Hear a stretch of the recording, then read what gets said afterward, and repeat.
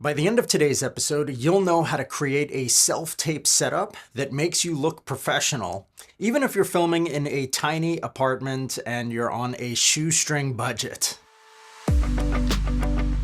Welcome to the Actor's Career Compass, where we help aspiring screen actors find high-quality auditions, sign with great agents, and book major roles in legit productions.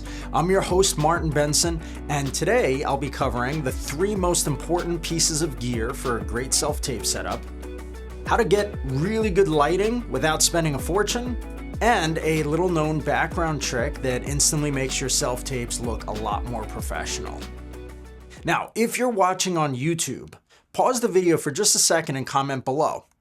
My biggest challenge with self-taping is, whether it's lighting, sound, framing, whatever, feel free to mention it, and I'm going to personally reply to as many comments as I can with some tips, and if I see a pattern in the responses, then I'll actually make a bonus episode specifically covering that topic. All right, so let's get into it. How do you create your self-tape setup? Well, the first thing is you want to pick what is going to be in the background, right? So you want a plain, solid wall, not like this. Even though this kind of looks professional, it would not work for self-tapes. It's good to use either like a gray or a light blue, or sort of like an off-white, a warmer tone like tan or something. All of that can work, but I do recommend avoiding strong colors, right? Like some actors will use like a blue-green, like a blue or green screen, which these dark, strong blue or green colors, what happens is a lot of actors will shoot self-tapes on their phones, and then the camera essentially has something that's called auto white balance. White balance is essentially how it adjusts the color tone to make things look what it thinks should be a natural color, right? So it kind of like analyzes all the different colors in the image at once, and then it'll adjust to make the image either warmer or cooler. So for instance, white balance, like think at night, right? If you're standing outside and you look towards your house and you see the lights coming out of the windows, they look very like yellow, right? That's an example of white balance. So certain lights are much more yellow colored, other lights, and even the sunlight outside is more blue colored. And what happens is if you're using a blue screen or even a green screen, the camera will try to adjust to make that blue background more of a gray. And then what happens is it makes your skin look really, really yellow. Or if you're using a green screen, the camera will kind of adjust to make the green more gray, and then it winds up making your skin look really reddish. Okay, so you just want to be careful with any strong colors, which is why I usually recommend the best option being kind of like a neutral color, like a light gray. Now, you also, of course, want to avoid distractions like outlets or wall light switches, picture frames, or if you're using a backdrop, make sure that there's no wrinkles in it, right? So if you do have one of those fabric backdrops, they sell them on Amazon for about $50, sort of like a flip out background. And those are great. You just want to steam the backdrop just to get any wrinkles out of there, because even though you could say like, oh, it's a wrinkle, how big of a deal is it? And while that's kind of true, if you're looking for agents are like super particular, right? They want to only represent actors who make them look as good as possible. So if your background has problems, or if your self-tape setup doesn't look perfect, they're going to kind of hold that against you and be like, oh, well, this actor doesn't look as good as this other actor. This other actor has an even stronger self-tape setup. And if all other things are equal, they may wind up selecting the other actor as opposed to representing you. Now, again, like I said, portable backdrops, they're a great option. They could be anywhere from like $30 to $50, although these days with inflation, it may have gone up. But they do make a big difference in the professionalism. Just make sure that if you are going to shoot on one of those flip out backdrops, that you hang it sort of horizontally, because you don't want to be shooting your self-tape vertically. It should be horizontal, and then make sure to sort of zoom in enough on it that you can kind of get rid of the corners, like you don't see the curved corner on the edge of your screen. I'll try to explain this very briefly. When you're positioning your camera, right? sometimes what actors will struggle with self-tapes is like, oh, the backdrop isn't like wide enough. Like they're big enough to get what you want of yourself, like from about here up in the frame. What happens is then it can kind of start to be like, oh, I'm starting to see way too much behind me. And if I zoom in or move the camera closer, then I'm too big in the frame and now you're not seeing the background. So the trick to kind of fix this, what you want to do is you want to move your camera further away and then you want to zoom in. Okay, so if you're using a phone, you pinch to zoom in a little bit. So you move the camera about 10, even 15 feet away if you can get it that far. And then you zoom in until the background fills the entire frame. And then you go and you stand about maybe 3 or 4 feet away from the backdrop so that you're not creating too much of a shadow back there. And that is sort of the trick to get the background fully filling up the frame while also seeing your entire body. If you start bringing the camera too close and zooming out, then that's where all the problems start. Okay, so hopefully that little trick is helpful. But if you do have any questions or you're getting stuck, leave a comment. If you're watching on YouTube, leave a comment below and I'm happy to respond to that. Now, I'm going to be including some links in the description of this episode to specific Amazon products that I recommend. If you buy through the links, it also supports the channel. There's no additional cost to you. It's just kind of an affiliate link and Amazon pays a small commission. So I'd appreciate that. But definitely click through, take a look at some different products.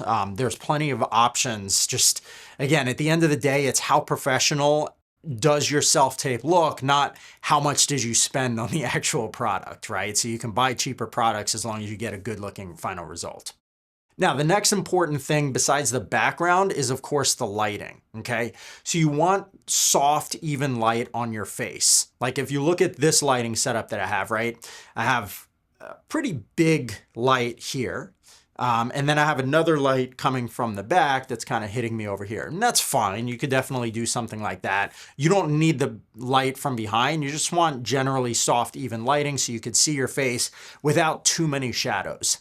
Now, you don't have to buy lights, right? You can, any sort of lighting will create soft lighting if it's either reflecting off of something big, like if you have some sort of lamp or whatever, and it's kind of pointing towards a wall and then that's reflecting onto you, or if you are using a window, right? So you can face a large window with indirect daylight, right? Like you don't want the sun shining directly on you. That would be too harsh. But as long as the sun is not directly coming in or hitting the floor and like reflecting up onto your face, as long as it's like either a cloudy day or you're just kind of facing some general light, that window light usually looks really nice. Now, if you're shooting at night, right, you can definitely get by with just using some lamps. Like you could position a lamp here and a lamp here.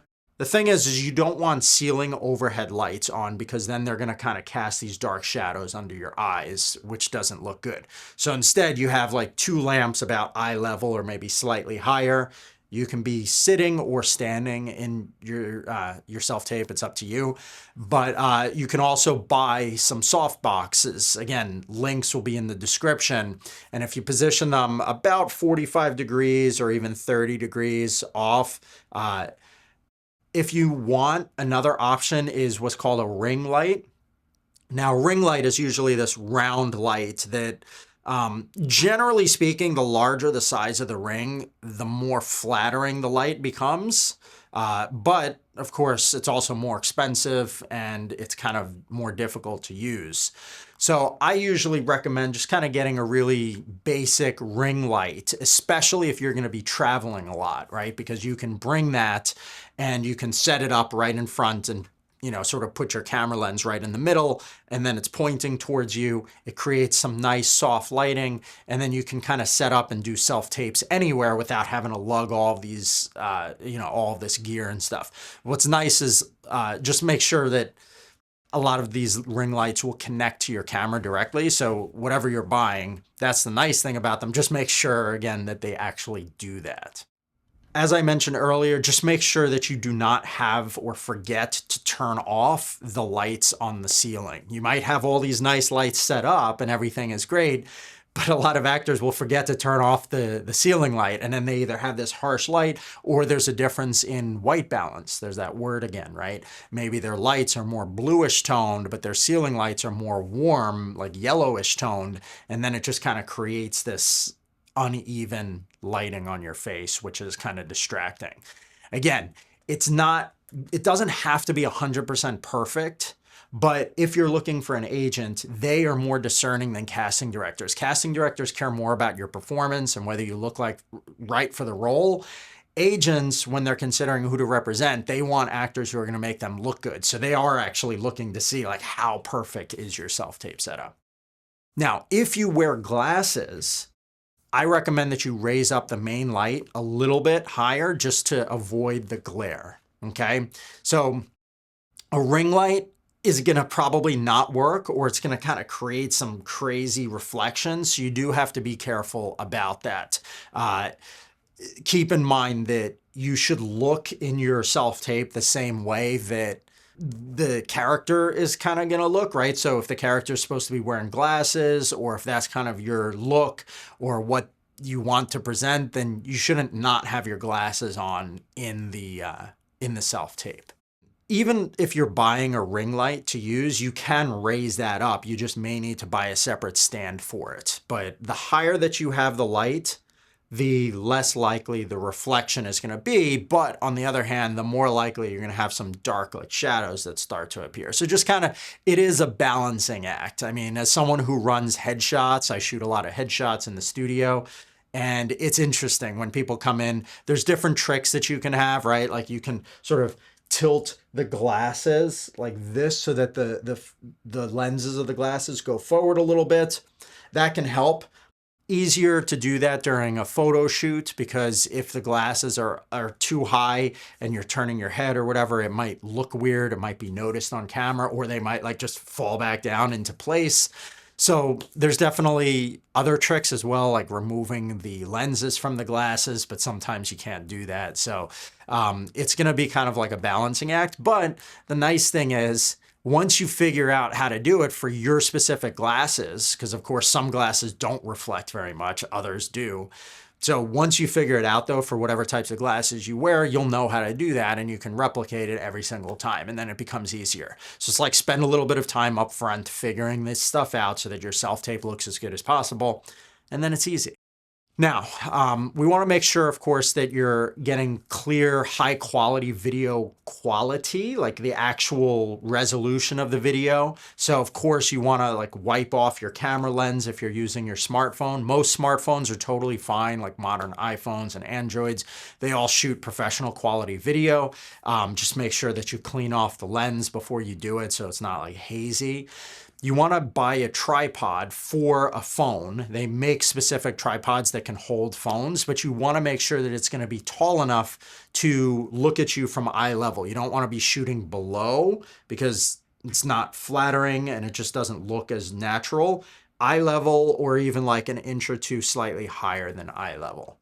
As I mentioned earlier, you can sit or stand. I usually recommend standing if you're able to. Just because it kind of allows you to have more control of your energy and movement and everything. If the script asks or requires like sitting, like let's say you're supposed to be driving or something, obviously you're gonna be sitting there, but just keep in mind what your height is when you're deciding how tall of a tripod that you're gonna get. One other thing to keep in mind is when you're positioning your backdrop, right? You can attach it directly to a wall if you want, but I usually recommend buying like one extra light stand because depending on how high you are, you want to make sure that that light stand can raise the backdrop up high enough behind you.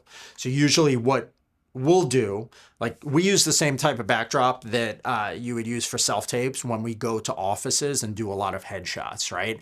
And so every time that we're setting up our backdrops for these photo shoots, we set it on one light stand because they're very lightweight, these backdrops. And then you get one of those A clamps. It's like it kind of looks like this, and you squeeze it and it opens. And then, so you basically, you have the light stand and you put the backdrop right in front of it. Again, we're holding the backdrop horizontal, and you just kind of clip it so that the top of the light stand is clipped to the backdrop with that strong A-clamp. Then you can raise up the height of it and you just position it and it'll stay.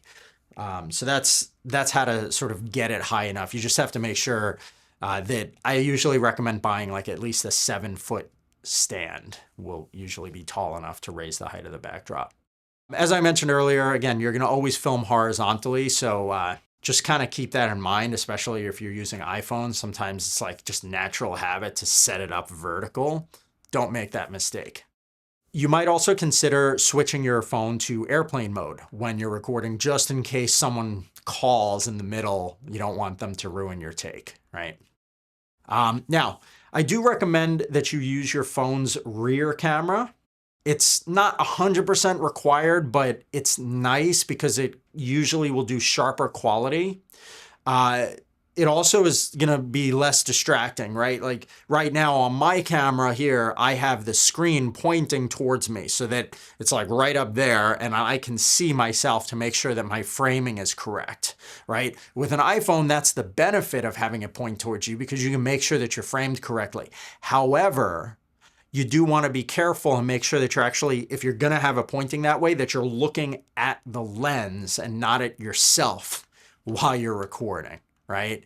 So just keep that in mind. It's something that you don't want to be like looking slightly off to the side because it's distracting. One thing that I'll also say is, in general, I personally recommend that for self-tapes that you're looking about 30 degrees off camera anyway, right? Some actors like to do self-tapes where they're looking right at the camera. Personally, I find like, if you're looking about here, not 45 degrees, which would be here, this is a little bit too far, but 30 or, 30, 25 degrees, something like that is a good place to look. 15 or 10 degrees here just looks a little bit too close. And then looking at the camera is fine, but it can sort of impact the performance. And like I said earlier, you might be tempted to look at yourself if you're using the front-facing camera. So that's all of that stuff. Now let's talk about sound, okay? Because sound is super important. You could shoot, I had a professor in NYU who used to joke and say, you could shoot an entire film on toilet paper, but as long as you have a good story and good sound, the audience won't care. The other way is, the problem, right? There's a lot of student films that have amazing footage quality because these days with the cameras, you can get really great looking footage. And if they light it properly, it looks amazing. But if their sound is echoey, this whole project looks low budget and unprofessional, okay? So I recommend either using a cheap lavalier microphone. They're about $20 or $30. Again, I'll include some links in the description. Basically, they'll usually have like a long wire, like a 20-foot wire that you can plug directly into your phone. There's also wireless ones that cost a little bit more. You just want to clip it just out of frame. So either clipping it down like right here, or you can wear a really dark colored shirt and then clip it up a little bit closer. If the mic is like black, right? And then you wear like a dark color so that it's not seen in the shot or it doesn't draw attention. I've seen a lot of self-tapes where actors will wear like a white or a pink shirt or something, and then there's just this big microphone right there in the center, and that is definitely distracting. You don't want that. Now, you want to eliminate echo, right? So whether you're using a little lavalier microphone or even like what I have this shotgun microphone right here that you can hear.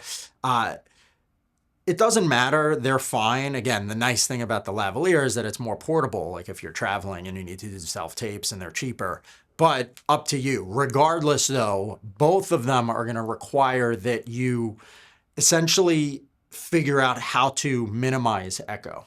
So either you can record in a smaller room and ideally lay out some blankets on the floor if it's like a hardwood floor or some sort of, tile or whatever. Like in this room, it's a fairly small room and there's carpeting all along the floor, and then I have some different stuff up on the wall. It mostly minimizes echo. It's not perfect, but it works and it would be fine for a self-tape setup. Lastly, of course, you want to turn off anything that makes noise, like if you have fans or air conditioning or even your fridge, if you can hear it in the background. You don't have to be crazy though. Again, with self-tapes, it's not like absolutely mandatory, but just kind of keep these things in mind. Like if you have an air conditioner that's turning on. Now, if you live in the city and there's like taxis, like car honking and, like fire trucks and all of that stuff, it's something that obviously you can't really control. Like you can close your windows and stuff to minimize it. Some small car honking sounds are fine, but if there's like a big fire truck or whatever kind of sound, just be aware of that and you may need to redo that take, okay? And then you also want to keep framing consistent with your different self-tapes, okay? As I mentioned earlier, you want to kind of shoot from about here up or so the top of the head to mid-chest. Leave a little bit of headroom at the very top. Don't leave like a ton of headroom, like where you're at the bottom of the frame. Your head doesn't need to be like centered in the frame, right? It should be towards the top.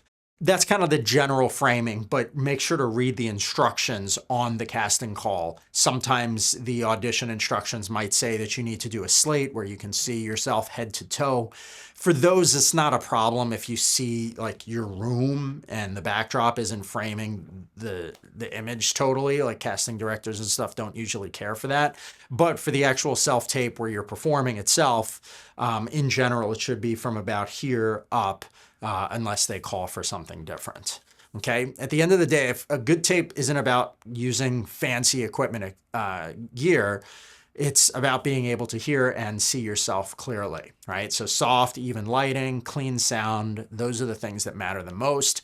And of course, as I mentioned earlier, if you travel a lot, just invest in a portable self-tape setup, right? So something that you can easily bring with you whenever you're on the road. You may not need to bring the big folding backdrop. Maybe if you want, you could buy like a fabric backdrop that folds up really small, but you'll also need to bring a steamer if you're going to do that. Otherwise, just kind of be creative when you're in the space. Look and see. If you have your ring light and you've got a little lavalier microphone, you can pretty much set up wherever and then just find a blank wall. Or maybe you could like take a picture down off of the hotel room or something and just record like that. Just think about it in advance when you arrive or whatever, just in case a last minute audition shows up and you need to get it done quickly. All right, well, thanks for listening.